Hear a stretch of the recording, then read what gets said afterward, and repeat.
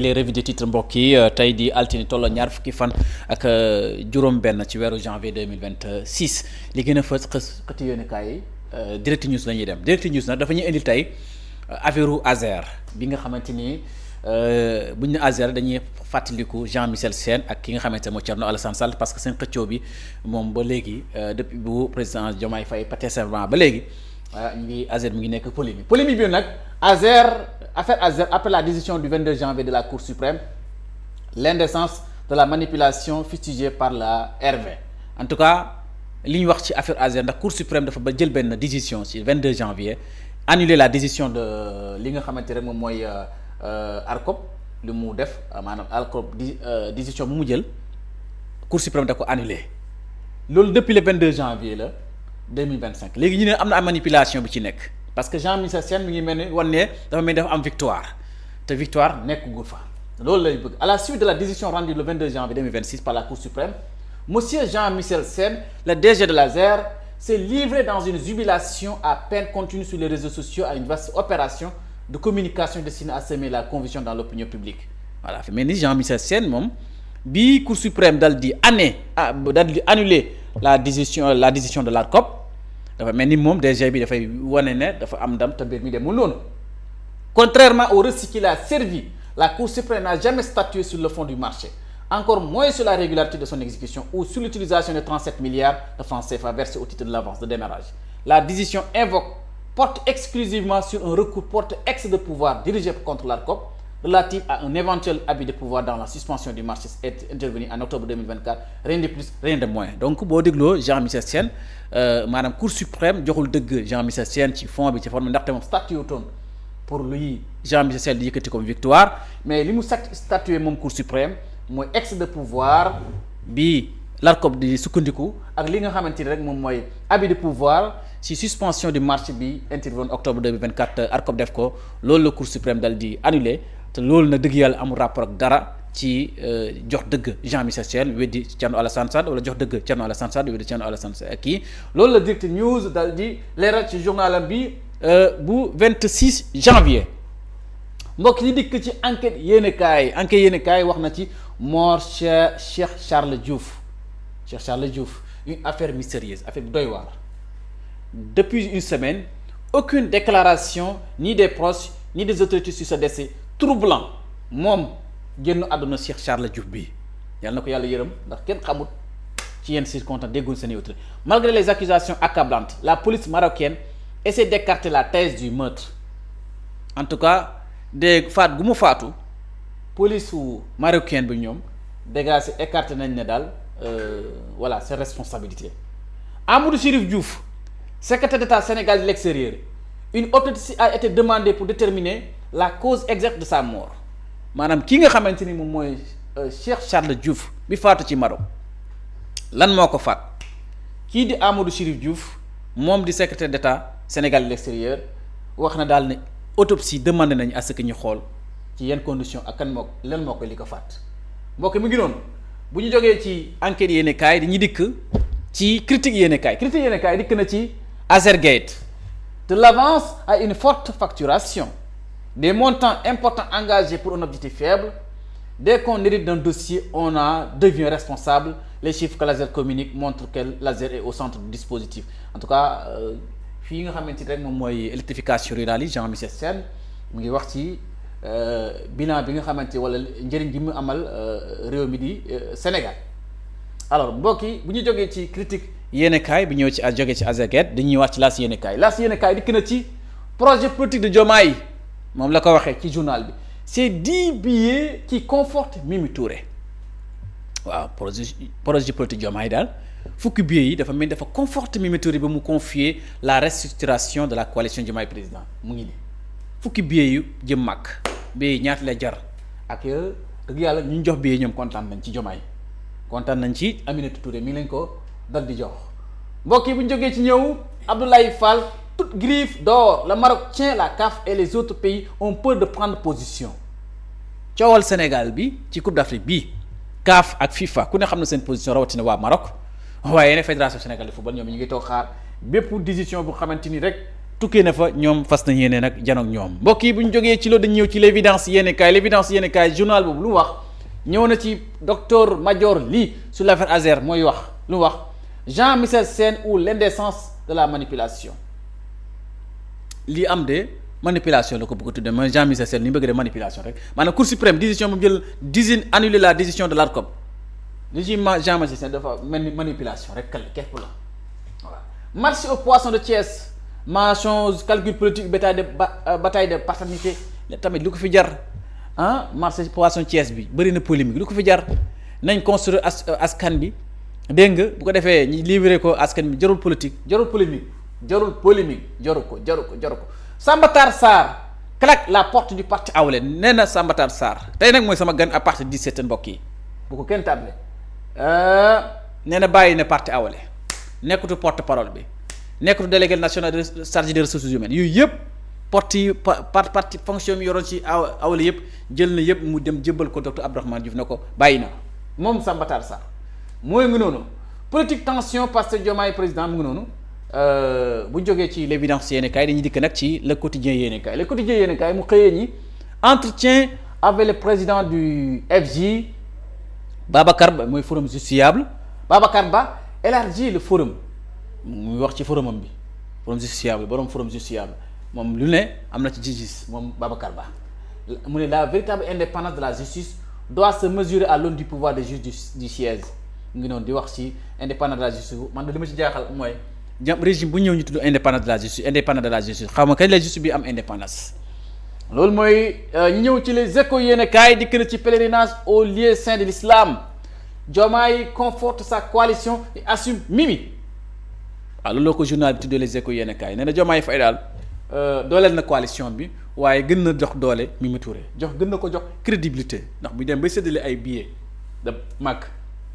maye na fukki billets ci fukki billets ñi séddale ko juróom-ñaari góor ak ñetti jigéen yoo xam ne moo leen tànn Mimi nag accusé de favoritisme et de manque de transparence ñoom ñi ngi xëccoo seen biir ci coalition bi ne Mimi dafa fa def ay favori quoi dafa am ay favori te mbir mi amul transparence les non mouvement yi parti des heureux gagnants mu ngi noonu xam naa ne léegi ñu jox ak seen mouvement yépp na faa nga dàng ñëpp xam nañ ko sorti sur les premiers lions lii El Hadj Diouf mi légende bi di football sénégalais li mu wax la fédération désavoue El Hadj Diouf lu mu wax kat di El Hadj Diouf wax ci nañ delloo joueurs yi seen terrain yi ne leen delloo joueur fédération ne ñi ne waxuñ loolu te waxuluñ ko loolu moom moo ko wax moom El Hadj Diouf moom wax yi mu wax moom la engagé na leer elle se débarque totalement de ses propos et condamne les propos de El Hadj Diouf n'engagent que sa personne fédération sénégalaise de football la wax loolu de def na communiqué daal ne kaddu yooyu nga xamante ni El Hadj Diouf ko wax ñoom waxuluñ ko te loolu engagé wu fédération bi loolu nag bokk mu ngi ci communiqué bu fédération sénégalaise de football. Après Madiambal Diagne la Cour suprême statue sur la liberté provisoire de Serigne Omar Mbaye le 5 février waaw Cour suprême daal dana statuer xool ndax Omar Mbaye mii nga xamante ne jàpp nañ ko ci affaire Madiambal Diagne le 5 février la Cour suprême da ci àddu dana ko bàyyi wala du ko bàyyi loolu on verra Cour suprême danañ ci wax le 5 février 2026 mbokk bu ñu jógee ji ñëw ci le soleil yéene kaay Sénégal Maroc un partenariat qui résiste au temps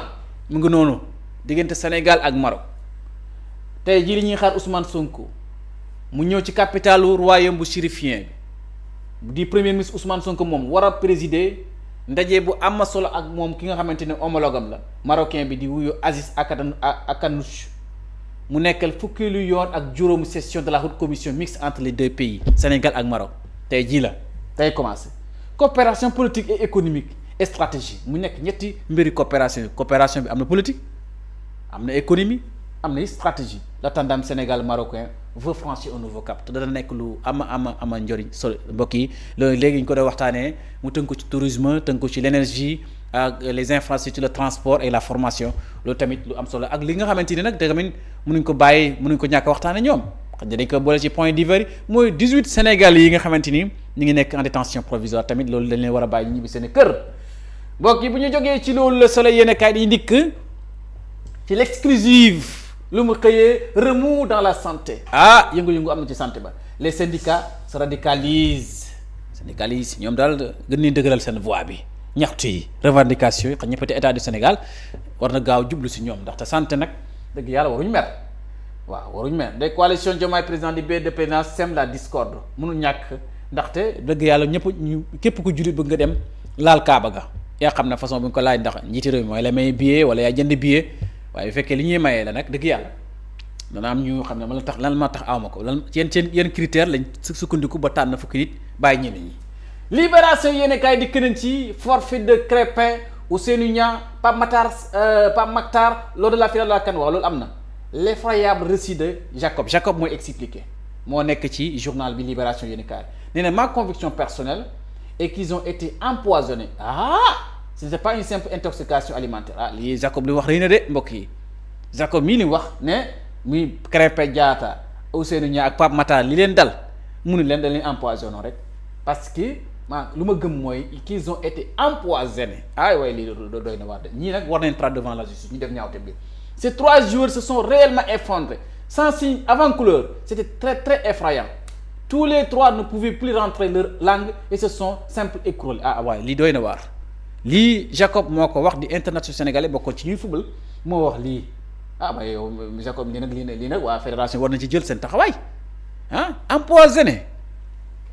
waaye loolu nag Libération bi yéene kaay moo ko wax te mais Jacob moo ko wax mbokk yi bu ñu jógee ci loolu dañu ñëw ci l'info yéene kaay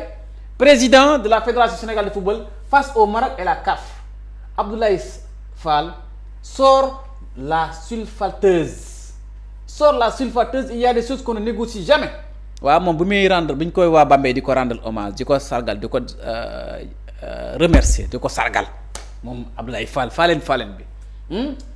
mu wax na li ñu jot a dundugum foofu ci ay injustice tamit boo koy seetaan récit bi moom Abdoulaye Fall bu koy expliquer sa yaram day daw marocain yi daa war nañ xam naa ne war nañ waa lii yëpp am na Maroc est-ce que waa marocain yi ñoom duñu rus ci ni ko Abdoulaye Fall expliquer vraiment ci li ñu jot a dundugum ñoom ci fédération sénégalaise de football accompagné suñu gaynde yi mbokk yi dañuy ñëw ci l'observateur yéen kaay affaire du marché aux poissons de Thiès lan moo fa xew docteur Babacar Diop tout casse après le casse xëccoo bi de man de xaw ma bu fekkente ne état du Sénégal wala defar ngeen seen mbir ba war ko livrer population bi lan moo war a mu jur polémique docteur Babacar Diop bi ngi wax ci interview bu ñu ko accordé l'observateur moo ko accordé di ko laaj muy tontu le maire de la ville de Thiès s'exprime sans aucune concession mu ne mon rôle de maire est de protéger la ville de Thiès en tant qu'institution qui a été dépouillée à cause de petits calculs politiciens ngi wax de yéen ñuy petits politiciens yi. Un rapport de l'inspection générale d'État est sur ma table et remet en question le modèle de gestion de l'actuel marché central de Thiès rapport IGED mu ngi ci taabalam bi mu remettre en question la gestion de l'actuel marché central de Thiès moom moo wax maire bi loolu di tamit mbokk yi lu jara toog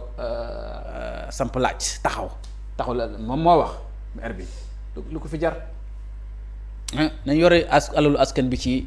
siraatal mustaqim ci dëgg mbokk bi jógee ci di ñëw ci point actu yéen kaay Babacar Dia lay wuyoo nekk ancien ministre des sports moo nekk di ci journal yi mbokk yi mu ne la bataille doit être juridique médiatique et diplomatique waaw le Sénégal n'a pas refusé de jouer au football il a protesté contre une injustice manifeste c'est une différence fondamentale au droit de sport ce n'est pas seulement du football nous sommes dans la géopolitique du sport la diplomatie et des enjeux économiques majeurs diggante Sénégal ak Maroc ku nekk am nga si gis-gis moom nag gis-gisam nee na bataille bi du lenn képp ñetti mbir lañ ko war a tënk mais bataille bi dafa war a nekk bataille tënk ko ci droit tënk ko ci média yi mu nekk it tënk ko ci diplomatique waaw fañ ko war a xeex ko ci média yi xeex ko ci diplomatie xeex ko ci plan juridique maanaam dëgg yàlla moom daal moom jàngat boobu la ci gis. Billet pour la Mecque à la coalition Diomaye président Mimi Touré creuse davantage le fossé entre Diomaye et Sonko ay waay force bi bu ko kenn creuser waaye diggante Sonko Diomaye waaye bu ñu def loolu waay Sonko mooy Diomaye mooy Sonko na ci sëriñ ci gën a ñaan waaye sëriñ ci ñaan ba Coupe d'Afrique bi ñëw nañ ñaan ba Sonko Diomaye duñ tàqali ko loolu mooy dëgg waaw te man Sénégal yi nag ay nañ ci ndaxte dëgg yàlla Maroc nu ñu préparé yaakaaroon ne jàpp nañ ci plan bu ne day indi trophée bi mais Sénégal fa xotti na ko indi ko fii donc sëriñ soosu ñu ngi continuer di ñaan pour que Sonko Diomaye gën a àndaat muy dëgg réew mi quotidien yenn kaay dikk na ci défection awale kii di Samba Tar Sarr ñu ne bàyyi na As dem na ci Diomaye dem na ci Sonko waaw nee na bàyyi na As dem na ci Sonko Samba Matar Sarr quitte As pour Sonko waaw xam nga muy noonu ci journal bi loolu réew mi quotidien ko xam ne grave accident sur l'axe Kër Ndiaye Lo Rufisque 5 mois xam nga tamit lii doy na war ay accident yoo xamante ni dana am juróomi bakkanu ci ñàkk seen bakkan ak ñaar ñi blessé yow xam nga tamit oto yi nañ daw ndànk waaye chauffeur ci nañ daw ndànk nañ xool lañu xool bala ngay départ nga xoolaat sa oto ndax lan la manqué est-ce que lii dina am daanu wala yooyu yëpp chauffeur ci yàkkamti bëgg a liggéey tax na ngeen caxati dem bi ba jur accident le solo quotidien yéene kaay dikk na Christian Valentin lay wuyoo mémoire de notre histoire institutionnelle et diplomatique voilà mu ngi noonu Sonko arabal l'amitié sénégalaise au-dessus du terrain mu ngi noonu ñoo ci tukkeem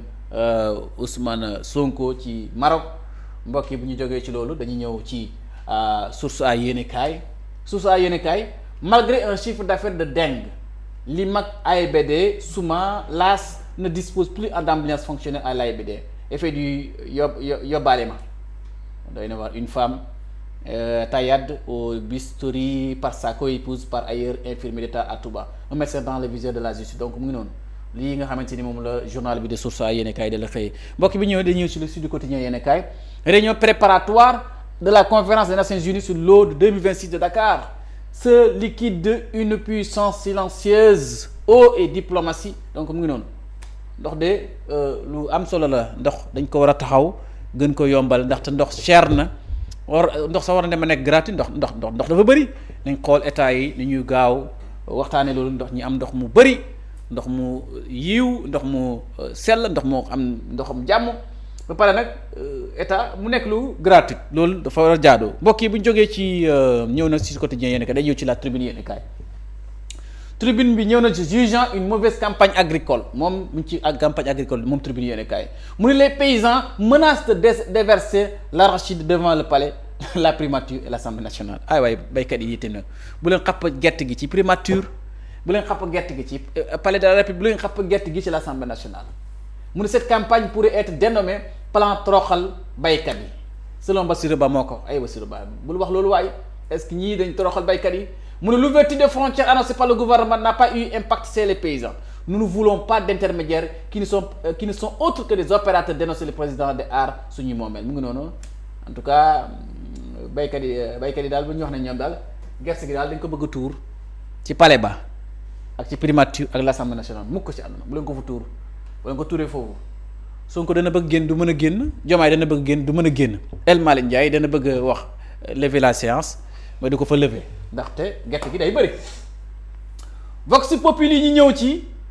ànd gëstëm décline le momentum de la radicalisation 6e plan ñii seen grève bi yàgg na 6e plan d'action tournée nationale grève 96 heures boycott des programmes de santé ay waay bu leen def loolu nag am na ñu feebar nekk ci hôpitaux yi centre de santé yi bu leen grève un pays en ruine et paradoxalement sans décombre au regard du train de vie du gouvernement et de parlement déplore un traitement à géométrie variable citoyen dénonce waaw de bu fekkente ne gis coalition Diomaye président da ngay war nëbbu seen billet yi bu ko defee santé waa santé duñ mer waaye bu fekkee yéen nag train de vie bi ñuy wax ne réew mi dafa nekk en ruine nag ba pare ñenn ñi di noos tamit nag loolu ñii dañuy mer ndax ñi seen juróom benn plan d'action bu ko defee président Bassirou Diomaye Diakhar Faye action ngeen woo ñii waa santé bi saafara si seen bëgg-bëgg loolu may dëgg accusation d'Abdoulaye Fall sur le pays hôte de la CAN 2025 Abdoulaye Fall na am lu ne wax na ko ci waa Maroc mu le Maroc contrôle la CAF les autres pays ont peur Maroc da war a contrôler la CAF nag warul nekk loolu CAF moo war a contrôler le Maroc contrôler le Sénégal loolu mooy dëgg mais pas le Maroc di contrôle la CAF mbokki bu ñu jógee ci loolu dañu ci Walf Quotidien yéene kaay entretien avec le président du Haut Conseil du dialogue social mu ngi noonu Mamadou Lamine Diante mu ne Diante crasse c'est vrai si wax na dëggam ji de Diante yi mii moom mi jiite Haut Conseil du dialogue social bi li mu wax lan la Mamadou Lamine Diante wax mu ne aucune grève au mois de janvier n'est conforme à la loi benn grève daal conforme ci mois de janvier bi loolu da la wax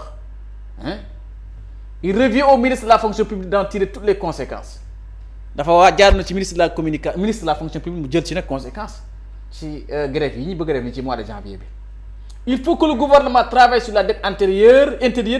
pour la relance de l'économie ne loolu gisam foo gouvernement bi foo na gouvernement bi liggéey ci dettu intérieur boru biir réew mi dégg nga pour nag relancer économie bi nañ gaaw bon nu mu leen jante gaawal na gars yi na gouvernement gaaw pour relancer l'économie mbokk yi bu ñu jógee ci dañuy dikk daanale fi nga xamante ne mooy yor-yor yéenekaay yor-yor yéenekaay ñëw na ci mémoire d'un homme d'État Mamadou Dia inflexible et visionnaire le 25 janvier 2009 démb la woon le 25 janvier démb la woon mais le 25 janvier 2009 Mamadou Dia s'éteignait à Dakar waaw le 25 janvier 2009 la Mamadou Dia dal di génn àdduna 2009 dans une discrétion presque à l'image de la fin de sa vie publique 17 ans plus tard son nom continue pourtant de hanter la conscience politique sénégalaise non comme une figure consensuelle encore moins comme un mythe figé mais comme une question ouverte donc mu ngi noonu xam nga Mamadou Dia bu ñu demee ba koy tuddeel lu mel ni immeuble Mamadou Dia ak lu ne nga mel ni ku mel ni leader bi di Ousmane Sonko moom da koy def royukaay ak ñeneen di tudd Mamadou Dia ndax ñu nekk njàmbaar mbokk yi le 25 janvier 2009 la génn àdduna mais le 25 janvier moom lañ mooy detu anniversaire du décès. Diplomatie et diaspora les enjeux de la visite de Sonko au Maroc lan la war a wuti foofu lan mooy impact bi lan mooy enjeu wu tukki Ousmane Sonko visiter Ousmane Sonko ci Maroc lan la au-delà du protocole un texte majeur pour la diplomatie de rupture alors que Ousmane Sonko s'envole pour Rabat le 26 janvier 2026 tey jii nii lay dem parce que est-ce que yeggul ndax ñu ngi ci 9h54 son déplacement cristallise deux urgences ñaari urgence moo ko tax a jóg ban la relance de la grande commission mixte ñi taxawal commission bu mixte bu mag a mag commission bu mixte boobu en sommeil depuis 13 ans depuis fukki at ak ñett mu ngi nelaw commission boobu diggante Sénégal ak Maroc dañ ko war a yëkkatiwaat waaw depuis fukki at ak ñett commission boobu ngay nelaw ñu war ko yëkkatiwaat war ko yeeyaat et la protection d'une diaspora sénégalaise fragilisée par la récente tension post-CAN waaw mooy dëgg mooy 18 Sénégalais yooyu nga xamante ni tey ñu ngi ne détention provisoire loolu daal dëgg yàlla lu amal njëriñ loolu enjeu yooyu ci tukki Ousmane Sonko bi ñu koy xaar conjuguant réalisme économique face à un déficit commercial de 104 milliards et fermeté sur la dignité de ses ressortissants le premier ministre joue à rabat la crédibilité de la nouvelle doctrine souverainiste du Sénégal donc mu ngi noonu mu nekk loo xamante ni lu ama solo tey jii ne donc premier ministre Ousmane Sonko ñu koy souhaiter bonne chance mu dem régler ñaari mbir yu yépp mu yëkkatiwaat commission bi grande commission mixte boobu nga xamante ni toog na fukki at ak ñett te yëngatuwul demul mu fexe mu judduwaat ko ñu renouveler waat ko ba pare ñëw nag ci Sénégal yi nga xamante ni toll nañ ci fukk ak juróom-ñett loxo féetu leen ginnaaw foo ci Maroc te mu lépp tukkee nag ci diggante finalu Sénégal ak Maroc di ko souhaiter bonne chance ak mu dal ci ñëwaat ci jàmm fekk ñu Sénégal dégg jàmm ji jàmm kon mbokk lii leen indi loon ci li gën a fës ci xëtu yéen kay jërëjëf. jërëjëf Elmat jërëjëf ñu doon bàyyi xel ci suba ak léegi 6h30 ba 10h ñu doon ànd ak yéen ci émission bi di fajaru matinal bi comme ni ñu ko defee saa su nekk waxtaanee lu gën a fës ci actualité bi jaajëfal nañu nag team bi ñu àndaloon ñoom ñëpp tey ci plateau bi jaajëfal itam les hommes de l'ombre encore une fois bi tey Mansour ñoom ñëpp ñu ngi leen di jaajëfal waaye tamit su ma nee ñu ngi leen di nuyu di leen jaajëfal bu baax a baax Ndeye Goudia bi ñu ngi koy